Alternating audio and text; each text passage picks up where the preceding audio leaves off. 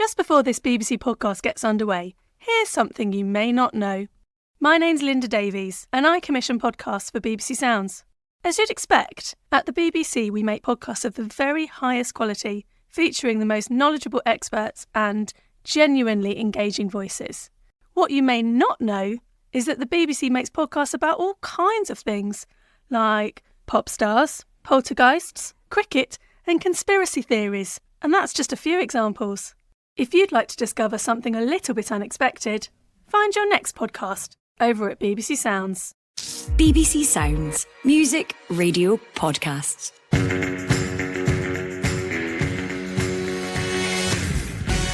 Hello, I'm Alasdair Lamont. This is the Scottish Football Podcast, bringing you all the news, views and analysis you need. It's Wednesday the 24th of April. Today's episode's a bit different from usual in that we'll mainly be talking about Hibs. Civic doesn't get on, it's another chance, another goal! Allan scores again! Oh my word.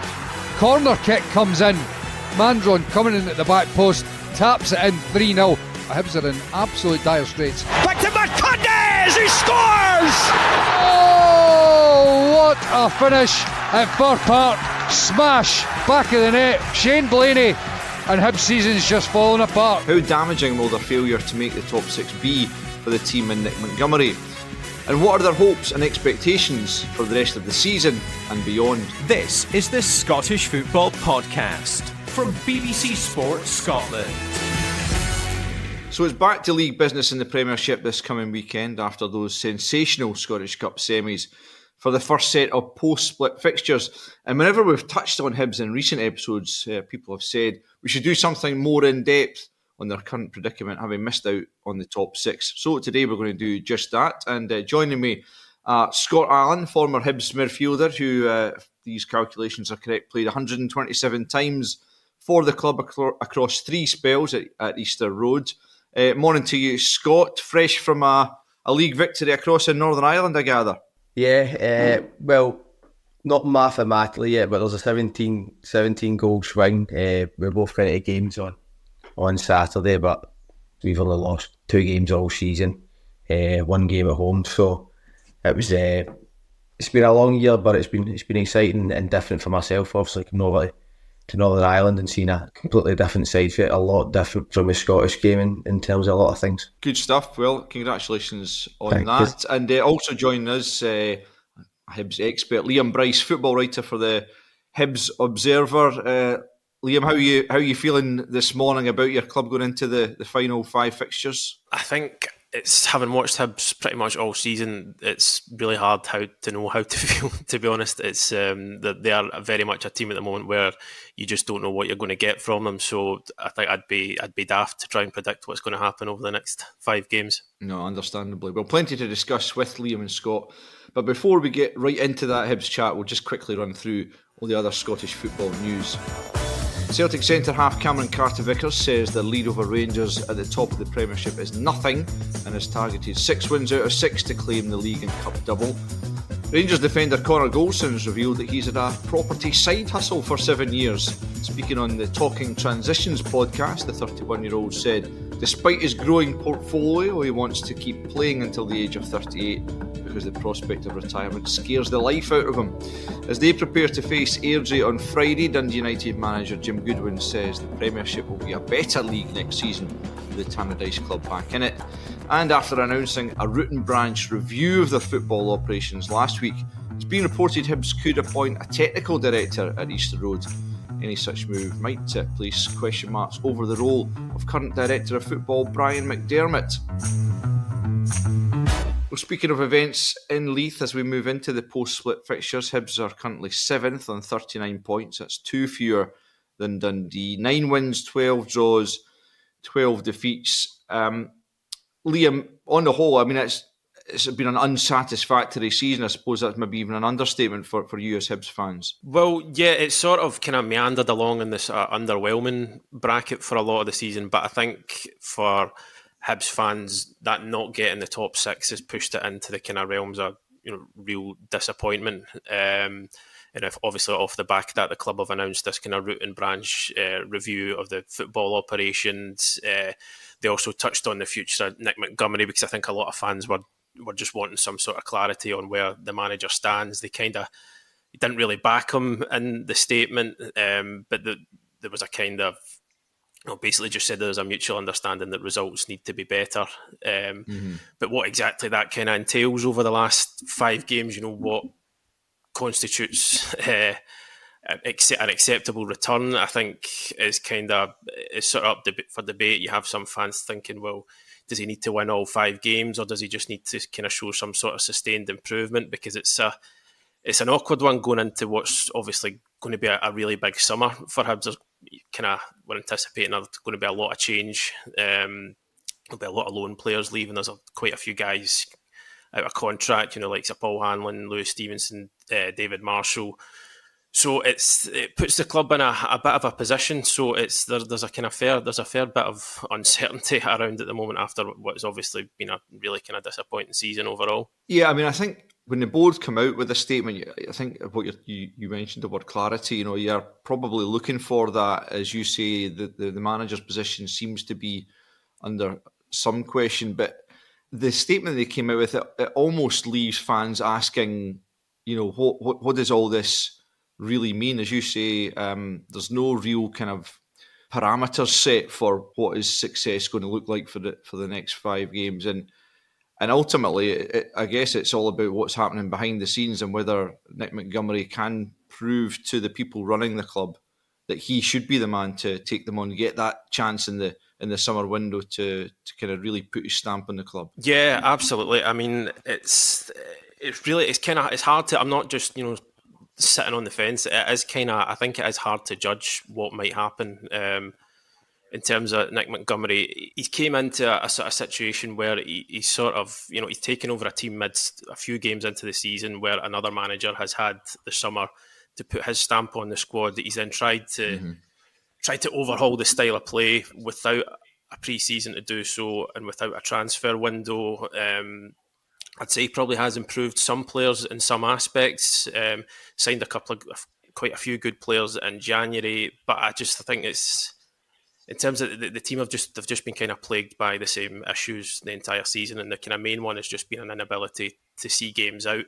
Because if my maths is spot on, and it isn't often, to be fair, but by my sort of arithmetic, sort of goals conceded after 75 minutes have cost Hibs 22 points in the league this season. So just to kind of put that into a bit of context, so you've got Hearts, Kilmarnock and St Mirren, who obviously beat Hibs into the top 6. By that same measure, they've dropped 10 points combined across the 3 of them. Mm-hmm.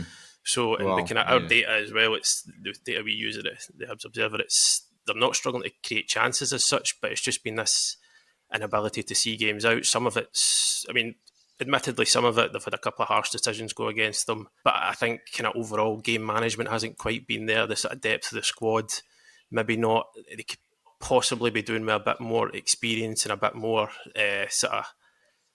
just basically a bit more experience at centre half at times, maybe a bit more leadership. There's just been a kind of perfect storm of issues that have come together, but that has been the main issue, really. I think it's just an inability to see games out, and it has, as I said, it's cost the team a lot of points. Scott, watching on from afar to an extent, what have you made of Hibs' season? Clearly any season when you've probably got to, as a Hibs fan, go into every season aiming for Europe, I guess, and top 6 as the minimum. So how have you watched it pan out? I think for me, watching Hibs, a lot of the time when you watch them, I find them quite unrecognisable in terms of how their style of play and what the fans kind of demand at Hibs. It's I get the feeling there's not a connect as such between the Hibs fans and the team at the moment, which happens when you go through poor results. But leading up to the split, Hibs were in a good place.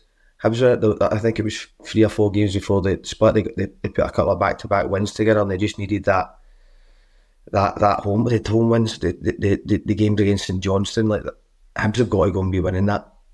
And I think that's the problem. Hibs have got to be winning that game. And when you get a defeat there, it kind of leads on, and that's the kind of story of Hibs season. It's not lose one game and then the next week they're out of trouble. It kind of leads into more problems, and that's just how I see it. But I went to the cup game against Rangers. I thought they gave a good account of themselves, but I actually thought that night Hibs could have could have won the cup game, but somehow ended up on the wrong side. So it's probably a very frustrating watch for the fans. I think, again, as Liam says, we're now talking about a clear out again in the summer. This seems to be every summer, every transfer window now for Hibs. And the turnover of players, it's also well spoken about. You're never going to get success with a team if it's constant turnover. And when you're in a changing room with players, you make friendships. He's gone, there's a new guy in. It's very hard to then create a very good team bond. No, exactly. But that turnover, it's not just players that's been happening with, and this is key to it for me. It's the turnover of managers. Kevin Thompson was on last week with us, and we touched on this. But clearly, I can't think of any example where you get a club that's successful by constantly hiring and firing managers. And obviously there's a reason for continually firing and then hiring new guys because things aren't going the right way. But at some point, a board has got to identify a manager and say, right, through thick or thin, and maybe to an extent this is what Aberdeen are doing just now with Jimmy Tillene. They're saying we're going to need a bit of patience here. But at some point, regardless of how things go in the short term, surely you have to identify someone. This is the guy whose philosophy we believe in, and we're going to give him, say, 3 or 4 transfer windows to properly kind of embed his methods and try and get that kind of long-term stability that surely is required for success. Yeah, well, of course, the obvious thing is that you can't keep changing the manager, but because higher up at the club there's a lot of change all the time, we talk about investment. So investment, everybody thinks money. So if something isn't going well, can we change it and throw money at it? That's kind of the situation I think that people are now starting to associate with Hibs. Because I go back to the players, there has been a hell of a turnover of players. On the football pitch, the games that Hibs have had to win this season, they haven't won. And that is, but no matter what anybody says, when a fan turns up my game, they want to be excited and they want to see a winning team. They've just not seen that enough. 9 wins at home. Is that, are Hibs fans going to accept that? I'd be very surprised, and I think that's why there's a lot of people probably on the fence with what should happen in terms of the statement. There's a lot of pressure, and probably even more pressure now put on Nick McGomery and his coaching staff, and as a player as well, knowing right that they've come out and gave that statement. I think the first game's away to St Johnstone on Saturday. Not easy, so no. It's an added pressure. But we like I said, we're not behind the scenes, so Nick Montgomery is going to have chats with probably a big board now, considering the amount of guys that are involved. So it's not going to be the bottom 6 games, not easy, and especially not easy when you're not playing at your full potential. Liam, there's this added dynamic now, of course, of the Bill Foley investment, and of course, no football fan is going to turn down the sign of money coming into the club, but it does bring another level of uncertainty, perhaps you could say, into the club. There's going to be this full review we've touched on already, in conjunction with that Black Knight Football Club. What would you like to see come out of that? I think it's maybe just a kind of bit of clarity, really. It's hard to know exactly what it's going to entail, because as we kind of talked on the statement earlier on, in some ways it kind of threw up more questions than answers. But I think fans are just looking for just maybe a sort of clear plan as to what's going forward. Maybe I think the recruitment perhaps needs to improve, and I think in terms of just a kind of an overarching strategy, really, because I think it's you spoke there about the kind of hiring and firing of managers. It's sort of led the club to the position I think they're in at the moment, and again it obviously it's going to have a bearing on Nick Montgomery's future as well, because basically where they've sort of found themselves going into this review is it's maybe, I could understand if it goes either way in this regard, because they're maybe looking at it as a similar scenario as to what happened with Lee Johnson last summer. They backed him over the summer. He got plenty of players in, and then he was emptied 3 games into the season. Yeah. I'd understand that if there is maybe a bit of trepidation, and that if they back Nick Montgomery over the summer and it doesn't turn around early at the start of next season, then there becomes too much sort of fan pressure to make another change.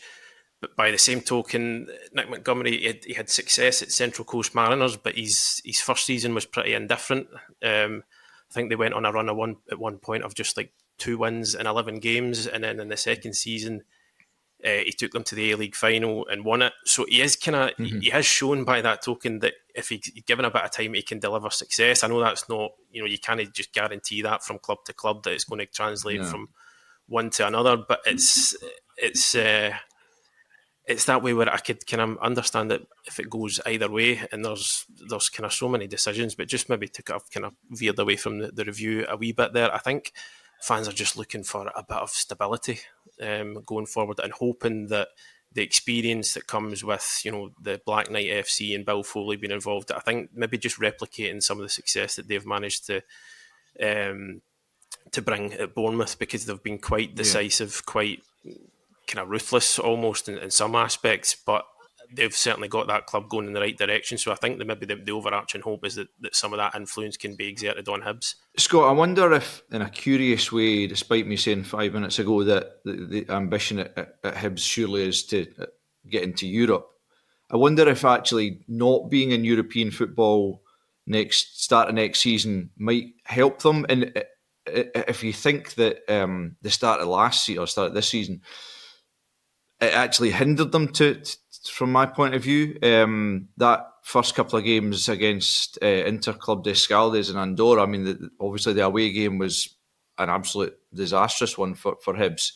It felt like they weren't really ready for the league season or the domestic season, and at least not having that to kind of, because it stretched the squad apart from anything else, but it means that Nick Montgomery or whoever's in charge can just completely focus on readying the squad for a real positive campaign domestically. I don't know, Alistair. I think for me, you as a player and a club, that has got to be one of your main focuses.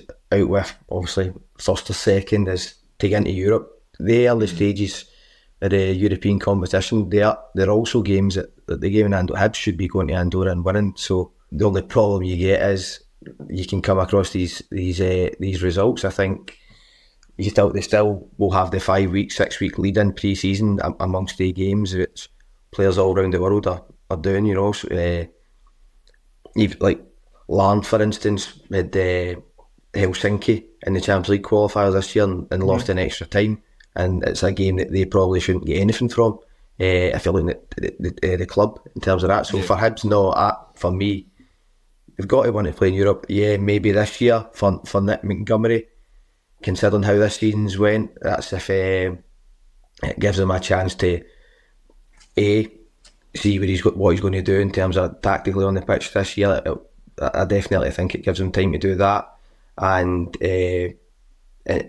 B, who's his strongest team going to be, because I still think he doesn't know who his strongest team is, and we're now into the business end of the season. Yeah, I mean, I guess for me, watching Hibs and obviously commentating on them, there was an uplift in performance sort of post January when he did make some good signings. The problem being is that these guys, Hibs are not going to keep them permanently, Maulida and Marcondes and people like that. I don't think so. As you were saying, Liam, actually, I think of probably both of you, there is going to be this turnover again of these loan players going away and trying to bring in either new loan players or permanent signings. Yeah, it's I think Maulida and Marcondes, Maulida especially, he's been I think he was the biggest influence on the improvement since January. And to be fair, I think the last couple of games have maybe dampened mood among fans again, but I think there was an improvement, and he had a lot to do with that.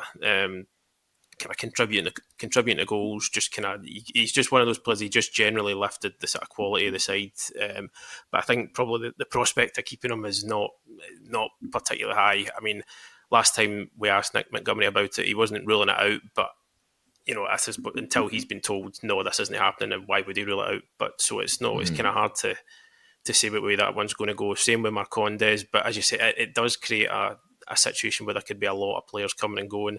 I think I said earlier on how Paul Hanlon, Lewis Stevenson, David Marshall all out of contract. There's been kind of no update as to what's going to happen there. So as I say, the lone players leaving.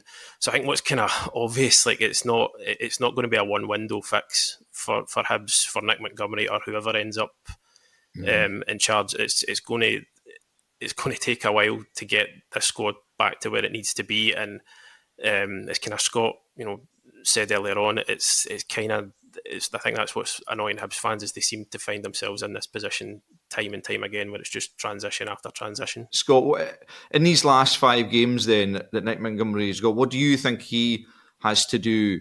What do you think he has to show the fans and the board to ensure that he is the man that takes him into next season? Well, I think your home games, obviously, that's your bread and butter. Got to be looking to win them, but Hibs at home against teams obviously lower than them in the division. But as I said before, the games can be tough. But Hibs have got to fight. It's really the fact that the fans just want to see guys get on the ball. And being brave doesn't always mean flying into tackles. It's taking the ball under pressure, taking the ball when maybe a moment in the game where the fans are on your back, which happens sometimes. They want to see a bit of bravery on and off the ball. And like Liam said, a few lone players there from Bournemouth. I think that will be a constant revolving door probably over the next few years. We'll see a lot of kids and maybe younger players come up through Hibs, but it's not an easy environment to come up and thrive if you're not doing well. So there is a pressure on Hibs, and it's a pressure, like I said, to be brave on and off the ball. I think so. For me, the home games are key, and maybe pick up a win away from home. It would be solid enough. I would probably say look to win all the games is a tough ask. So I'm going to say home wins and an away win. I think that would maybe be enough to say, look, we get to the summer and we try and put our finger on what the problem's been this season, because there has to be changes, especially on the park in terms of the football. And Liam, for you, for beyond that, then, for next season, what are your hopes and expectations, regardless of who's in charge? I think there just needs to be a bit more consistency in performances. I think I think the one thing is just to kind of eradicate that there is a perception that there's a softness about the team, and I think sometimes that kind of implies that guys aren't, trying, or there's not like a great deal of effort. But I don't think that's the case. I just think there's been just too many kind of lapses, maybe a wee bit of psychological frailty. I think fans are just looking for a bit of progression in terms of the style of play as well. I certainly think you can certainly see at times what Nick Montgomery's been trying to do, and just whether they need to get in maybe some players that are a bit more suited to that style of play. But I just think they kind of expect this wasn't supposed to be a transitional season for Hibs, I don't think. But then when you change manager 3 games in and bring in one who wants to play a completely different way, then that's sort of what it becomes. So I think it's just maybe kind of more sustained, steady improvement instead of all these kind of ups and downs. And there's been maybe a couple of false dawns this season where it kind of looked like it was turning around, and then it's maybe not quite back to square one, but at least taking a few steps back. So I think steady improvement has got to be the aim for Hibs going forward, I think. Good stuff, yeah. Well, always interesting times at Easter Road, it appears. Time to wrap things up for today, but many thanks to both Scott Allan and Liam Bryce, and thank you for listening. Phil Goodlad will be back tomorrow morning with Ryan Stevenson and Lorraine Kelly, of all people. That's one not to be missed, I would fancy. Remember, we publish new episodes every weekday morning, so you can get your daily dose of Scottish football bright and early. So if you haven't done so already, just follow and subscribe wherever you get your podcasts so you don't miss out. Bye for now. Sacked in the Morning is back. I got the ball and I put it on the spot, and it was literally the best feeling I've ever had. And believe me, I spent a lot of money on feelings in my life. Joining Craig Levine and myself, Amy Irons, will be some of football's top managers, best characters and most colourful players as we reveal what exactly goes on inside the dugouts and dressing rooms up and down the country. I had a lad the other week and I saw him, he was playing, the first half he was playing the opposite wing. He had a set of gloves on and short sleeves. And I thought to myself, I can't wait till next half till he comes near me. As the manager comes in, he smashes the door open, the jacket's off, shirt sleeves are up. We're thinking, here we go. We're all nudging each other like school kids and giggling.